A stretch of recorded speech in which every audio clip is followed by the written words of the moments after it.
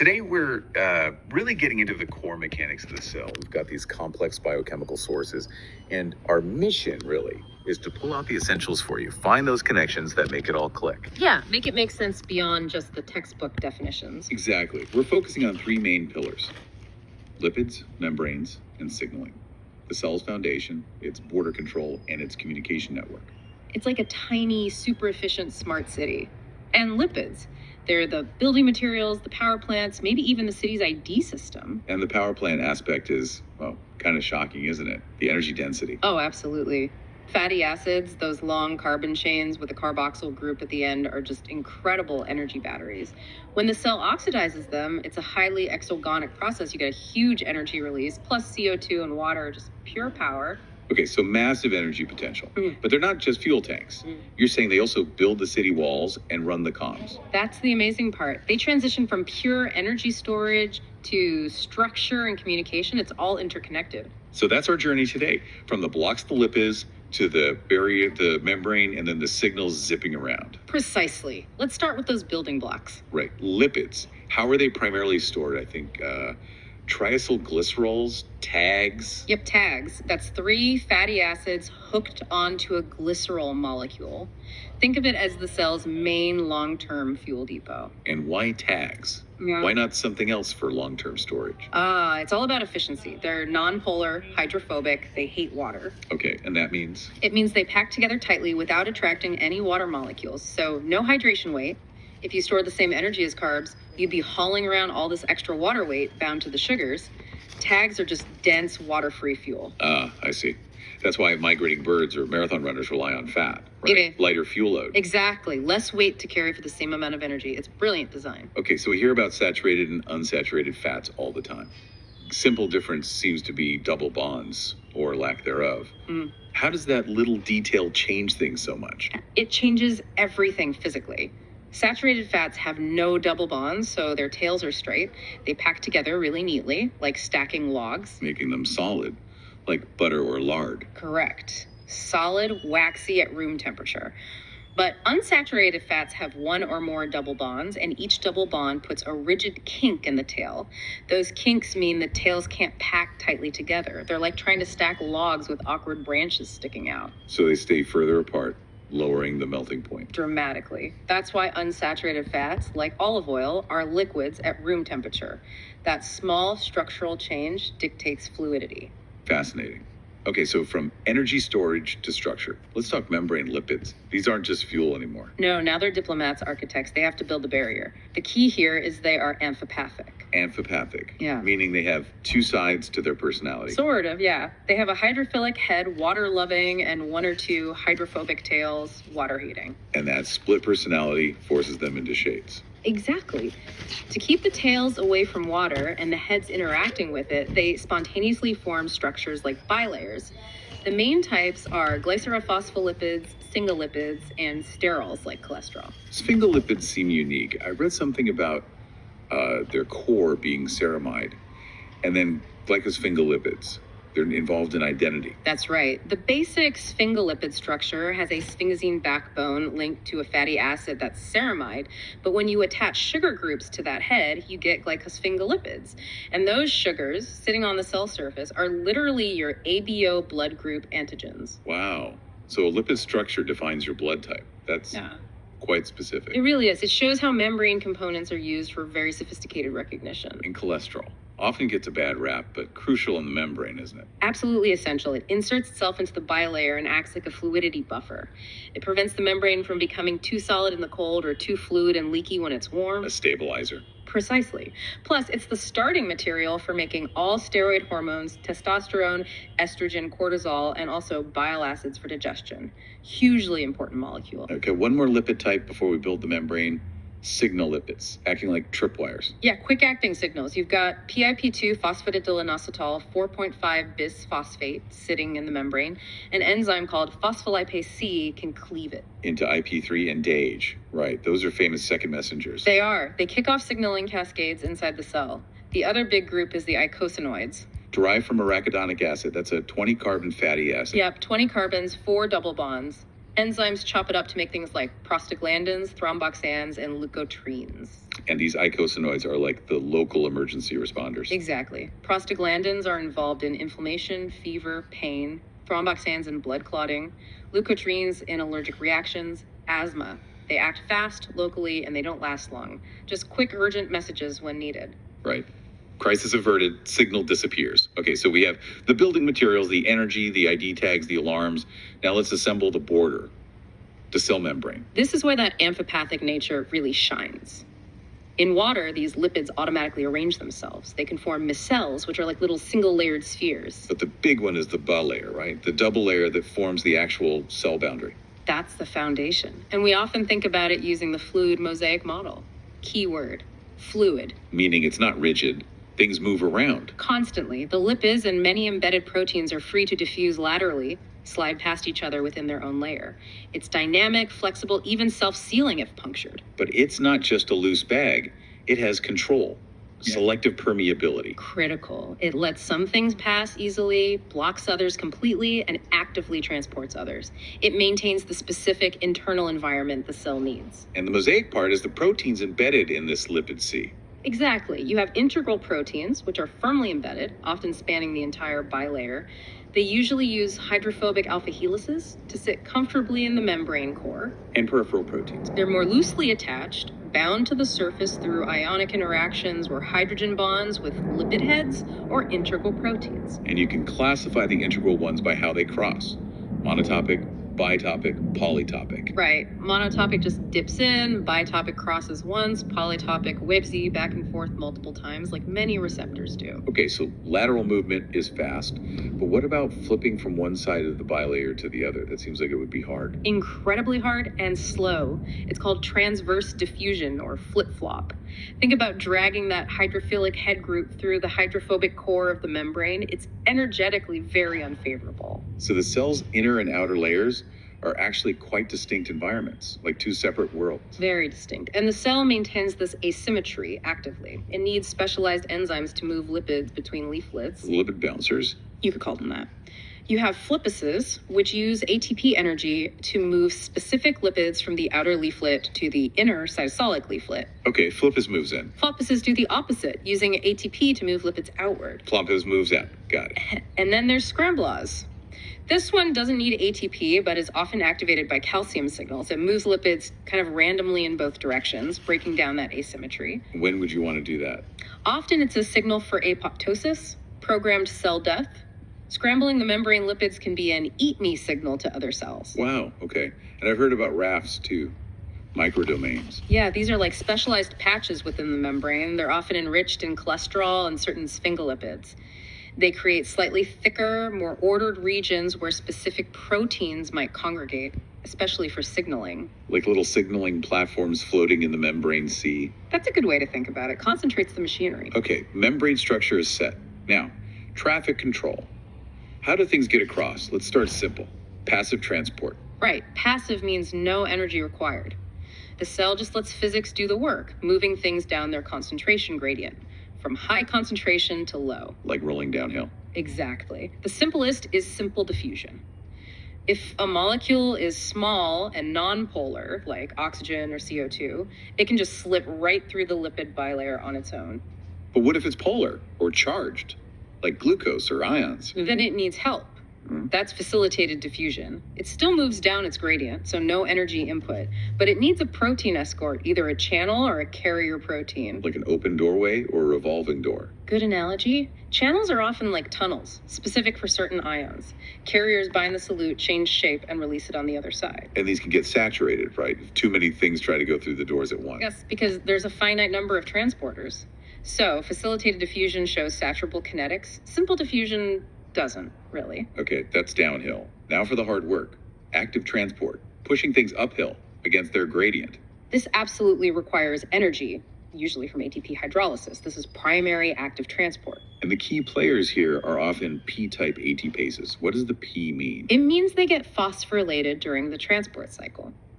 binding ATP, hydrolyzing it, and transferring that phosphate group onto the protein itself causes a shape change that forces the ion across. So the phosphorylation is the power stroke. Essentially, yes. The absolute classic example, the king of primary active transport, is the sodium-potassium pump, the NAP plus K plus ATPase. Yes. Pumps 3 sodium ions out, 2 potassium ions in for every ATP burned. That's the one. It's running constantly in almost all animal cells. It maintains the electrochemical gradients across the membrane that are vital for nerve impulses, muscle contraction, nutrient transport, everything. Consumes a huge chunk of the cell's energy budget, I bet. A massive chunk, sometimes up to a third of the cell's total ATP use, shows how critical those gradients are. Another key one is the SERCA pump, pumping calcium into the sarcoplasmic reticulum in muscle cells. Okay, so primary active transport burns ATP directly to create a gradient. What's secondary active transport? This is clever.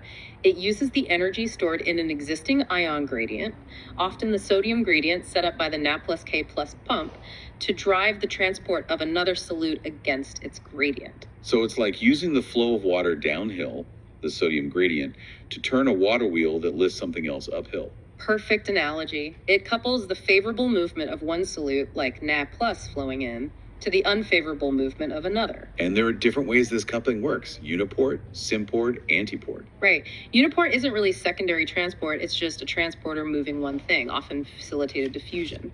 Symport moves 2 different solutes in the same direction across the membrane. Like sodium and glucose going into the cell together. Exactly. Antiport moves 2 different solutes in opposite directions. One comes in, the other goes out. Can you give an example of a key antiporter?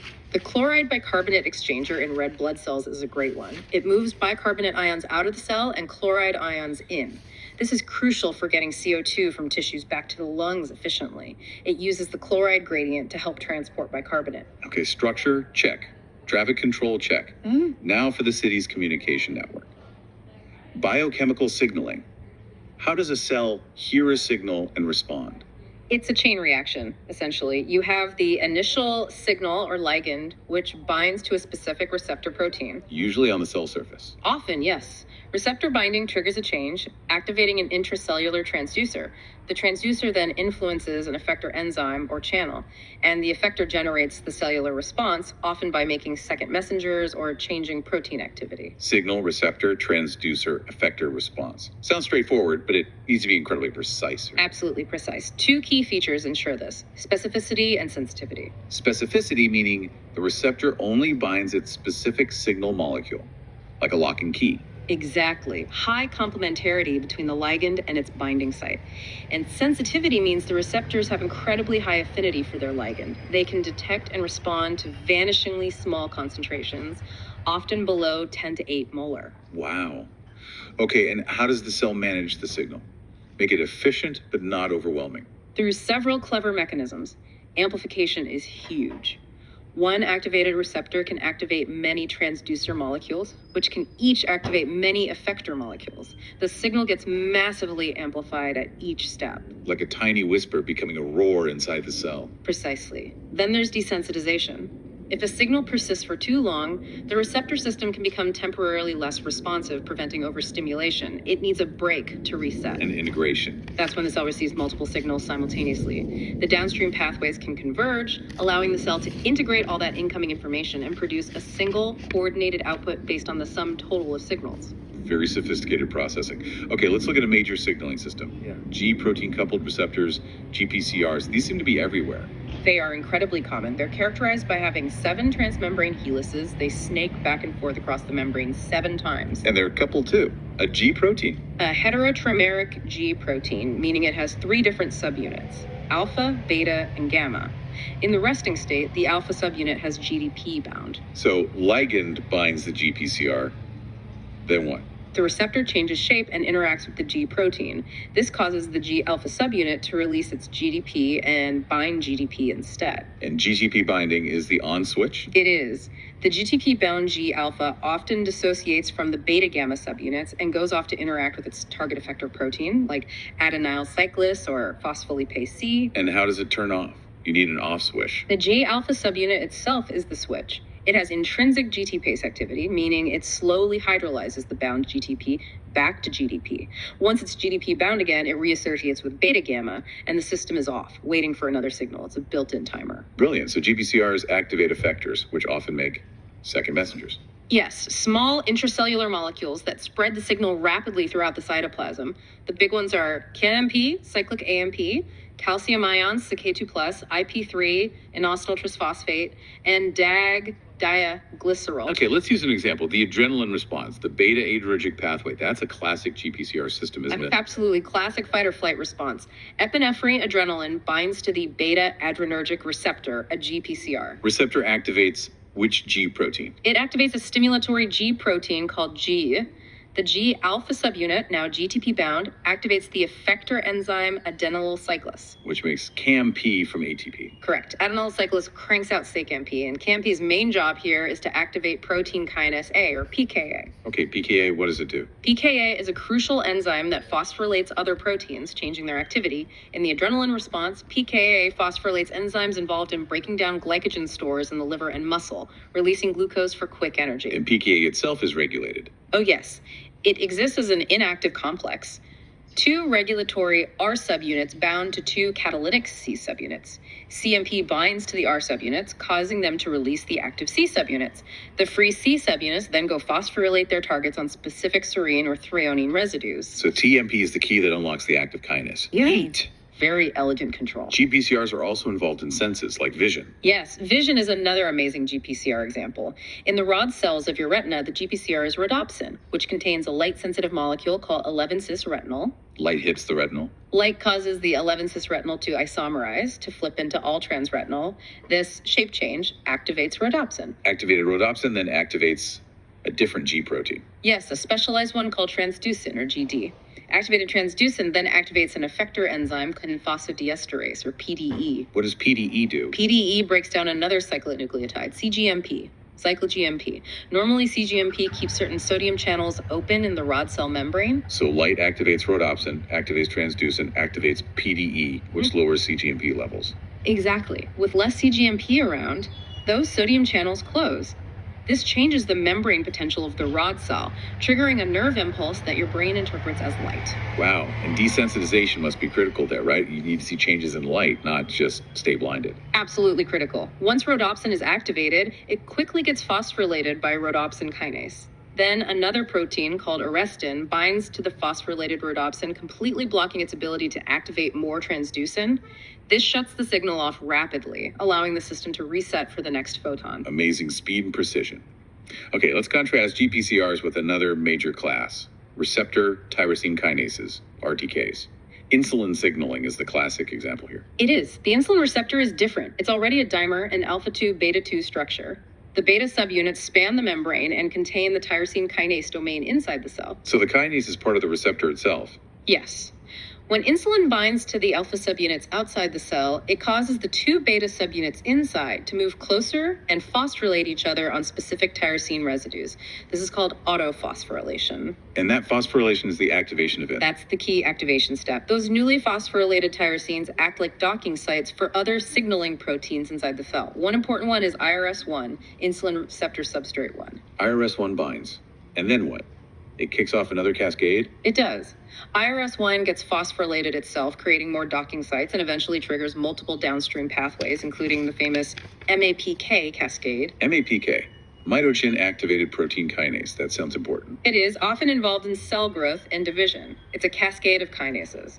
RAF phosphorylates MEK, which phosphorylates ERK. Each step amplifies the signal. ERK, the final MPK in this chain, can enter the nucleus and phosphorylate transcription factors, changing gene expression. So if we generalize, Yeah. GPCR pathways often lead to faster, more transient responses like metabolic changes or nerve impulses. Right. Often mediated by second messengers like KMP or calcium. Quick on, quick off. Whereas RTK pathways, like insulins, involving these phosphorylation cascades, tend to lead to more long-term changes. Gene expression, cell growth, differentiation. That's a very good generalization, yes.